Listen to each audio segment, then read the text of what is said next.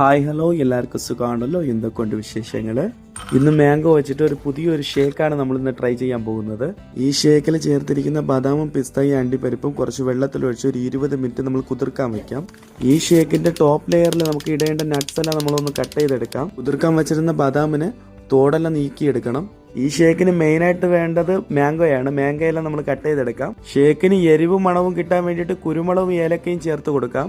എൻ്റെ അടുത്ത് മുഴുവൻ ഏലക്ക ഇല്ലായിരുന്നു, അതുകൊണ്ട് ഞാൻ പൊടിച്ചു വെച്ചിരുന്ന പൊടിയാണ് ഞാൻ ചേർത്ത് കൊടുത്തത്. ഒരു മിക്സി ജാറിൽ കുതിർക്കാൻ വെച്ചിരുന്ന നട്ട്സും പിന്നെ നല്ല മുളകും ഏലക്കയും മാങ്ങയും കുറച്ച് പെരുംജീരകവും വെച്ച് നമ്മളൊന്ന് അടിച്ചെടുക്കാം. തണുത്ത പാലും മധുരത്തിന് പഞ്ചസാരയും കൂടെ ചേർത്ത് നമ്മൾ യോജിപ്പിച്ചെടുത്താൽ മാംഗോ തണ്ടായി ഷേക്ക് നമുക്ക് റെഡി ആയിട്ടുണ്ട്. ഇനി നമ്മൾ കട്ട് ചെയ്ത് വെച്ചിരിക്കുന്ന നട്ട്സും ഒന്ന് ഡെക്കറേറ്റ് ചെയ്തിട്ട് നമ്മൾ കഴിക്കേണ്ടതാണ്.